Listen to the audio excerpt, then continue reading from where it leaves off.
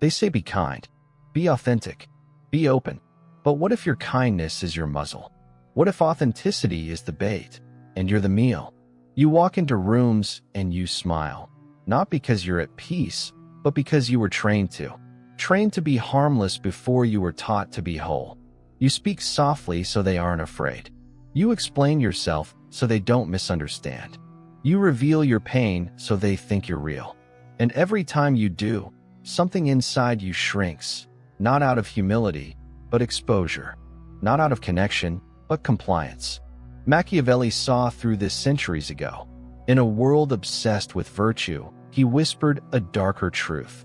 Virtue is currency only for the powerless. If they must choose, people would rather obey a storm than embrace a breeze. Love is a gift. Fear is insurance. But we were told the opposite. That if you were just good enough, soft enough, transparent enough, you'd be chosen. That connection would be your crown. That empathy would protect you. But protection is not promised in a world governed by perception. And Machiavelli understood, perception is a weapon. The man who is loved can be questioned. The man who is feared is considered. One invites critique. The other invites caution. So here you are, wondering why your loyalty is forgotten. Why your silence is expected. Why they push until you break and then blame you for bleeding. It's because you've been seen, not as powerful, but as predictable. And nothing is more disposable than the predictable. You think they don't respect you because you're not assertive enough. But it's worse than that. They don't respect you because they've mapped you. They know where you flinch. They know which words crack your voice. They know how far they can press before your tone changes. And they play you like a map that never changes, like a route that never resists. Machiavelli warned, when they understand you, they prepare for you. When they can't read you, they defer to you. You want to be understood, but he wanted to be undeciphered. Not out of arrogance, out of survival. Because when you are liked, you are leaned on. When you are feared, you are listened to. This isn't about cruelty. This isn't about domination. It's about energy, gravity, presence. The man who enters quietly, whose intentions remain unspoken, who speaks last and least, he is not forgotten. He is decoded. He is discussed when he leaves the room. Because he didn't ask to be liked. He asked for nothing. And in that silence, he became weight. You've been taught to carry others, to apologize when they stumble, to over-explain your distance, to preface every truth with softness. And all it's earned you is invisibility. But power does not live in explanations. It lives in ambiguity. The kind of ambiguity that makes people wonder what you're thinking, not out of interest, but out of precaution. The more they know you, the less they respect you. Not because knowledge is dangerous, but because exposure is. To be known too early is to be handled. To be loved before you are respected is to be shaped. And Machiavelli would say, you do not lead when you are being shaped. Look around. The ones they defer to, the ones they second-guess before speaking, the ones they hesitate to challenge. They do not perform. They do not reveal. They do not ask. They wait. They observe. They become unreadable. And in their opacity, they rule. But you bleed too easily. You smile too quickly. You forgive before they even say sorry. You want to be chosen so badly, you've become easy to use. You want peace so much, you've become a battlefield they walk through to reach their next war. And here lies the paradox. The more you try to be loved, the more you invite loss. The more you try to be liked, the more you're positioned. Because the world does not reward warmth, it exploits it. The world does not kneel to kindness, it kneels to consequence. So Machiavelli's question wasn't, how do you win love? It was, can you survive without it? Because the one who needs love is always at the mercy of those who grant it. But the one who needs nothing is the one they fear losing. And fear, real fear, is never loud. It's quiet. It walks in without a smile. It listens without blinking. It leaves without explaining. And when it's gone, you remember it not because it begged to be, but because it didn't. That's what Machiavelli knew. That love can be negotiated. But fear Fear is remembered, and memory is power. We grow up believing that if you show your heart, the world will protect it. That if you live transparently, others will mirror your sincerity. But Machiavelli knew otherwise. He lived in a world of kings and courtiers, of smiling assassins and velvet daggers. And yet the dynamics haven't changed. Your office, your friend's circle, your family dinner table, they are just modern palaces. Thrones without gold. And every interaction is a negotiation masked as kindness. What you call friendship, Machiavelli called alignment. What you call honesty, he saw as vulnerability offered without leverage. The illusion is this, that good intentions lead to good outcomes. That being liked leads to loyalty. That transparency builds trust. It does not. In the real world, the world you walk through every day, outcomes are not determined by virtue. They are determined by advantage. The person who knows how to wield perception wields the path. Because while you were taught to express yourself, they were taught to study you. Here's the truth Machiavelli whispered beneath the ink of the prince. People don't fear what they understand. They fear what they cannot calculate. And what can't be calculated cannot be controlled. This is the hidden force that governs human behavior, not love, not ethics, not virtue, but anticipation. People adjust to the loud, the familiar, the open-hearted. They adapt to the visible. But the one they cannot predict becomes the one they respect. So what do? We overshare. We announce our goals, post our setbacks, confess our pain as if the world is a confessional. We hope that openness will shield us from betrayal. But Machiavelli saw it. Openness is ammunition. Your goals become targets. Your pain becomes leverage. Your transparency becomes the map they use to trap you. Because the real world is not built on fairness, it is built on leverage. And this is not cruelty. It's nature in its civilized costume. Camouflaged manipulation. Polished power games. The colleague who flatters you is collecting data.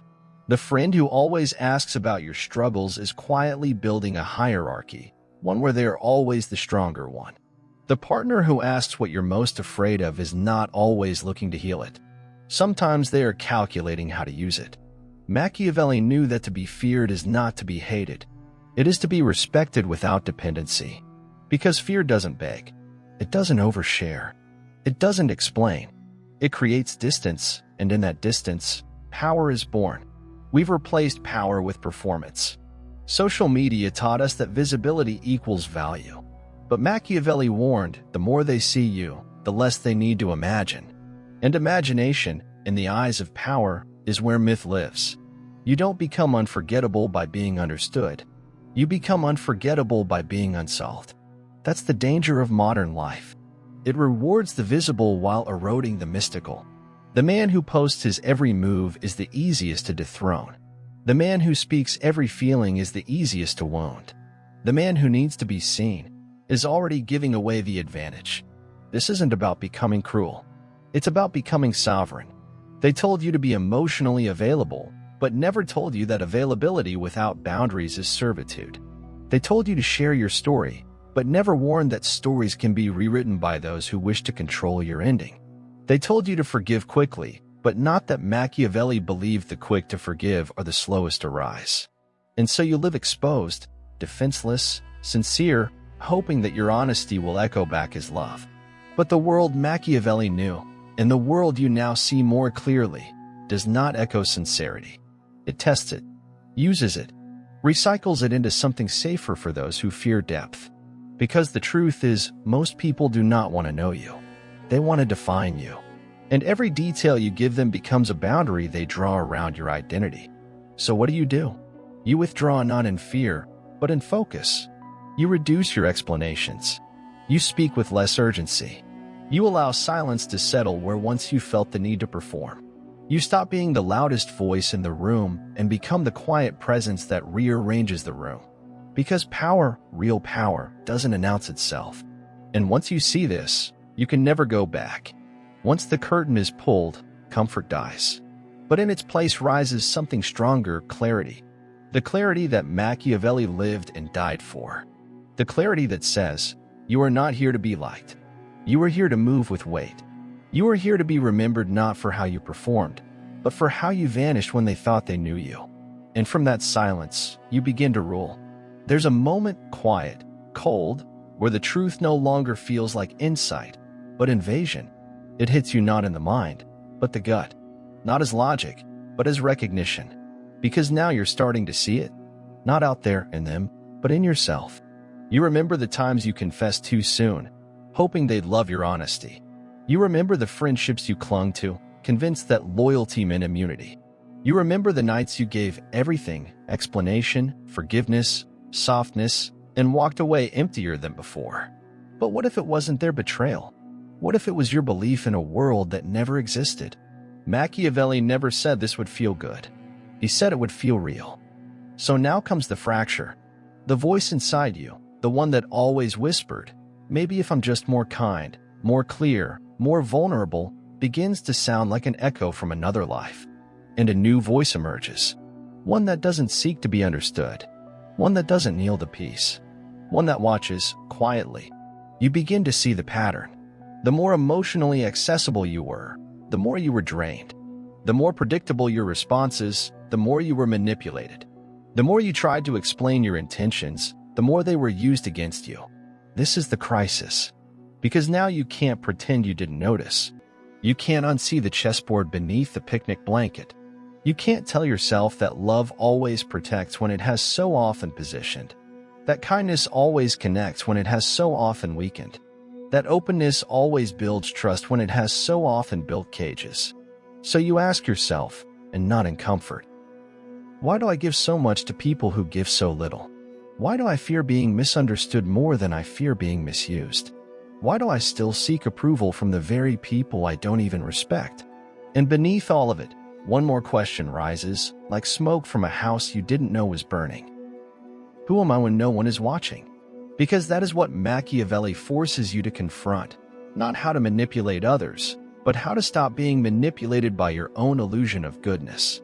He didn't say become ruthless. He said become unreadable. He didn't say hurt others. He said stop bleeding for those who would never even flinch at your pain. Because the man who cannot be shaped by the approval of others cannot be broken by their rejection. You begin to understand now, painfully, it was never about love or trust or vulnerability. It was about leverage. Always has been. Even your silence, if rooted in weakness, was not power. It was paralysis. But when silence becomes deliberate, it becomes gravity. And here Machiavelli offers not a solution, but a provocation. What if your value is not in how known you are, but in how unknowable you remain? What if your greatest power is not in giving answers, but in becoming the question itself? What if the most terrifying thing you can be is unavailable? Because the world doesn't crave your truth. It craves access. It craves the emotional password that lets them in, so they can arrange your feelings like furniture.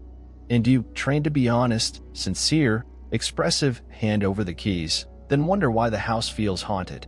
But what if you stopped explaining? What if you stopped broadcasting your struggle like a sermon? What if you stopped announcing your dreams before they were built? You were told these things would make you real. Machiavelli knew they made you vulnerable. Because once someone knows what motivates you, they know how to move you. Once they know your pain, they know how to delay you. Once they know your story, they know how to write the ending without you. So the question now is not, how do I protect myself? It's what part of me needed to be exposed in the first place? Because that's where it hurts, where it changes. The realization that the desire to be liked was your chain.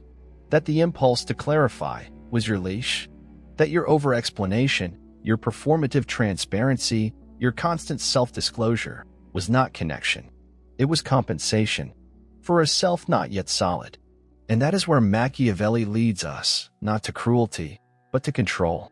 Not to coldness, but to composure. Not to hatred, but to strategy. You don't have to stop caring, but you must stop showing where it hurts. You don't have to stop loving, but you must stop loving in ways that cost your clarity. Because the man who learns to sit with his truth in silence becomes the kind of presence others rearrange themselves for. And that, not kindness, not agreement, not being liked, that is power. Real, unspoken, unforgettable power. So now you see it, the ruins. The shattered illusion of a world where love meant loyalty, where openness earned protection, where kindness was currency. You've walked through the wreckage of what you once believed, and now there is silence. Not the soft kind, the hollow kind. The kind that echoes back every lie you once called hope. But Machiavelli never left us there. He didn't tear down illusions just to watch us suffer. He tore them down so we could build fortresses where we once built altars. And the first stone, the foundation, is this. Stop hoping to be loved. Start becoming necessary. This is not bitterness. It is balance. You've spent years trying to be enough, enough to be chosen, enough to be kept, enough to be safe. But the world doesn't protect the good. It protects the useful. And usefulness in Machiavelli's world is not obedience. It's leverage. You build alliances, not attachments. You lead with value, not dependence. Machiavelli wrote not in metaphors, but in maneuvers. He did not say trust. He said observe. He did not say be kind. He said be strategic. And if you read him not as a cynic, but as a realist, you begin to understand he wasn't teaching cruelty. He was teaching clarity. Because once you see people as they are, not as you wish them to be, you stop expecting safety. And that is when you become dangerous. The prince, he said, must know how to act like both man and beast, the lion and the fox. The lion for strength, the fox for cunning. But today, most men are only taught to be lambs. And the lamb is fed until he is no longer useful. You were not born to be fed. You were born to feed on silence, to sharpen your unpredictability, to move not with explanation but with impact. And that begins with visibility. Control your visibility or be controlled by it. This is the law of perception. You think you must be seen to matter. But the more you are seen, the more they study you. And the more they study you, the more they prepare for you. A powerful man is not the one who posts his every win. He's the one whose silence makes others guess. Whose moves are discovered only after they've landed. Whose presence demands questions he never bothers to answer. You don't perform. You provoke. Quietly. You don't clarify. You confuse, not out of malice, but out of mastery. Machiavelli understood this deeply. When they don't know where you stand, they hesitate to strike. When they can't predict your next step, they stall theirs. This isn't mysticism. It's math. Emotional unpredictability creates behavioral hesitation, and hesitation is power. So how do you rebuild yourself? Not with declarations, with contradictions. You show warmth, then distance. You offer insight, then silence. You are kind, but impossible to place. Not out of instability, but by design. Because the mind cannot attack what it cannot map.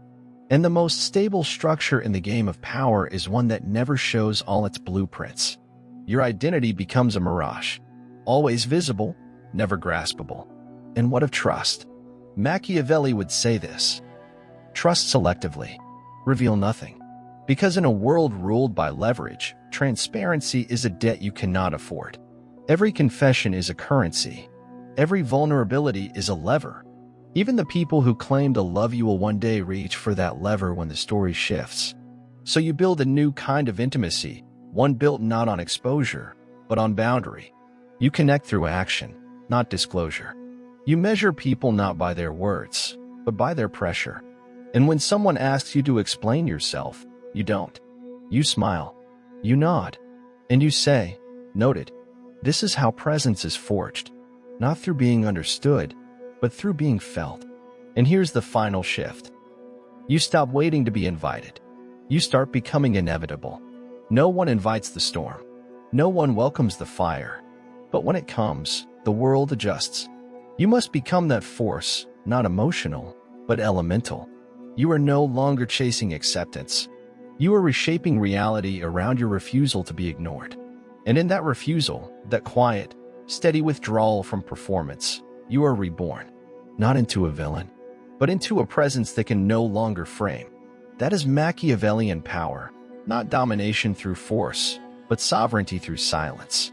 You become the man they fear not because you threaten, but because you don't need to. Because your absence lingers longer than their applause. Because you are no longer a character in their play, you are the author of your own. And authors do not beg for lines. They write the ending. You walk different now, not because your path changed, but because your eyes did. The world hasn't grown darker. It's always been this way. The smiles, the invitations, the open hands, they were always part of the play. The tragedy wasn't that others lied. The tragedy was that you believed you had no mask while they perfected theirs. But now you know. You know that your greatest mistakes weren't in what you lost, but in what you revealed. You handed over your ambition like a flower, hoping they'd admire it. You exposed your doubts like sacred scars, hoping they'd respect them. You spoke your pain like a poem, hoping they'd carry it. They didn't. They calculated. They prepared. They adjusted their strategies, not because they hated you, but because they could. This is the cost of being known too soon, too fully, too desperately. And now that cost lives inside you, not as regret, but as recognition. So you stop trying to be understood. You stop explaining your silence. You stop proving your goodness. Because those who demand proof of your depth never intended to swim in it. They want your light, not your fire. They want your story, not your strength. They want the appearance of closeness without the cost of confronting your edges. But Machiavelli left you something stronger than their acceptance. He left you presence. He knew that when you master perception, you no longer need persuasion. He knew that the less you react, the more they predict you. The less you speak, the more they study you. The less you are available, the more your absence weighs. And in that weight, that quiet, sharp absence, you become not a man to admire, but a force to navigate. So you walk without apology, not angry, not bitter, just unbothered. Not because you don't feel, but because you no longer perform those feelings for people who haven't earned them. And you learn to say less, not because you lack words, but because your silence now speaks with consequence. This is the final shift. You don't reclaim power. You become it, not in the way of tyrants, but in the way of storms. Predictable only in their refusal to be controlled. You stop being a servant of clarity, and you start becoming the reason others question their own. And when you leave a room, you no longer wonder what they thought of you. You wonder if they felt you. Because that is what power leaves behind. A presence, an echo, a choice. You don't ask for respect. You rearrange the room until it appears. You don't ask to be seen. You move like a man who no longer needs witnesses. And in that movement, calm, precise, unreadable, you finally understand. It is not better to be feared than loved. It is only dangerous to be known too early and too easily. So now I ask you, not as a viewer, but as a man standing at the edge of clarity. When was the last time your silence changed a room? Let it haunt you. Then leave a comment. Not with a story, but with a scar. What have you stopped explaining and why?